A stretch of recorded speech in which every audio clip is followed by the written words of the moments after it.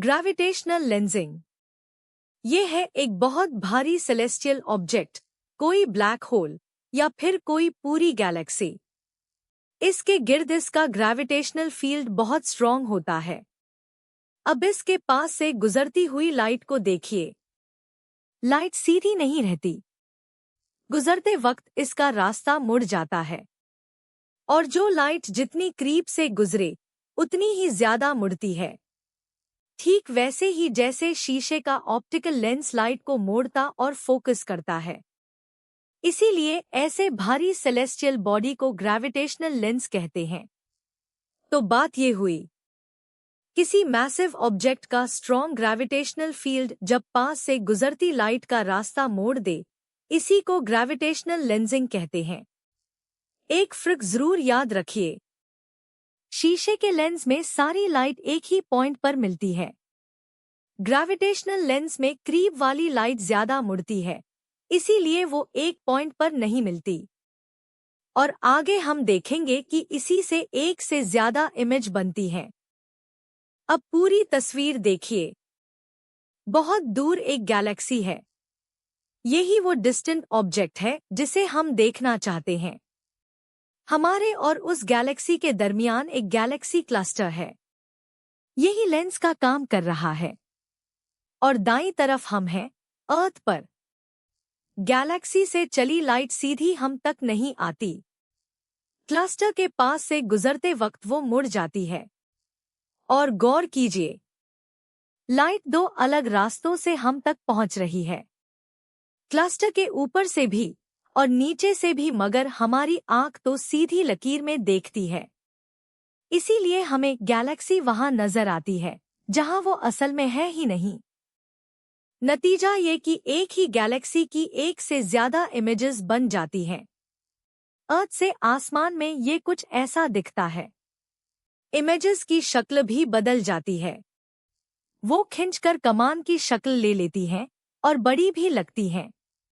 इसी को मैग्निफाइड और डिस्टॉर्टेड कहते हैं। अब क्लस्टर का मास बढ़ाकर देखिए। दोनों इमेजेस एक दूसरे से और दूर हट जाती हैं। और अगर गैलेक्सी बिल्कुल एन क्लस्टर के पीछे आ जाए तो दोनों इमेजेस मिलकर एक मुकम्मल रिंग बना देती हैं। यही वजह है कि ग्रेविटेशनल लेंसिंग एस्ट्रोनॉमी का एक बेशकीमती टूल है। इससे साइंटिस्ट्स दूर की गैलेक्सीज का मुताला करते हैं, डार्क मैटर का सुराग लगाते हैं और यूनिवर्स की स्ट्रक्चर समझते हैं। ऐसी चीजें भी जो इतनी दूर हैं कि उनको सीधा देखना मुमकिन ही नहीं। Acoustic lenses. अब दूसरी किस्म का लेंस। एकूस्टिक लेंसेज ऐसे खास डिवाइसेस हैं जो साउंड वेव्स को फोकस करते हैं या फिर उनको फैला देते हैं। बिल्कुल वैसे ही जैसे ऑप्टिकल लेंसेज लाइट को कंट्रोल करते हैं। ये लेंसेज ऐसे मटेरियल्स से बनाए जाते हैं जिनकी एकूस्टिक प्रॉपर्टीज अलग होती हैं।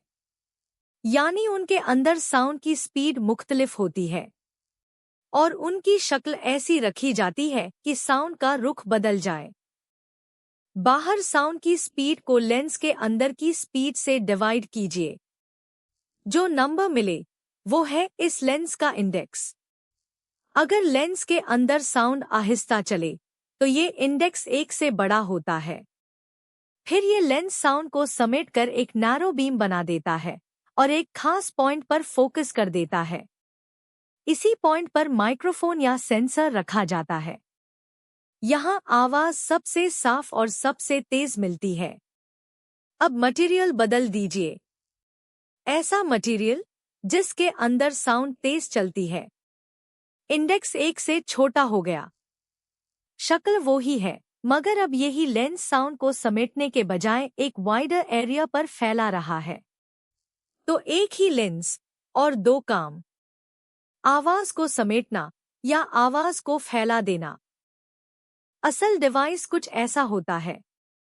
सबसे बाहर एक शेल जो सारे हिस्सों को संभाले रखता है। अंदर एक पीसीबी और उससे जुड़ा हुआ पीएमयूटी अरे। यही साउंड वेव्स पैदा करता है। उसके सामने एकूस्टिक लेंस जो इन वेव्स को समेटकर फोकस कर देता है। और सिग्नल केबल जो नतीजा बाहर भेजता है। अब देखिए कि ऐसे एकूस्टिक लेंसेज कहाँ-कहाँ इस्तेमाल होते हैं। पहला, मेडिकल इमेजिंग में, मिसाल के तौर पर अल्ट्रासाउंड में, ताकि स्कैनिंग की एक्यूरेसी बेहतर हो। दूसरा, सोनार सिस्टम्स में, पानी के अंदर चीजों का पता लगाने के लिए। तीसरा, नॉइस कंट्रोल में, किसी खास जगह आवाज को समेटने या कम करने के लिए। तो खुलासा ये हुआ, दो लेंसेज, दो बिल्कुल अलग दुनियाएं। ग्रेविटेशनल लेंस, किसी भारी सेलेस्टियल ऑब्जेक्ट का ग्रेविटी पास से गुजरती लाइट को मोड़ देता है।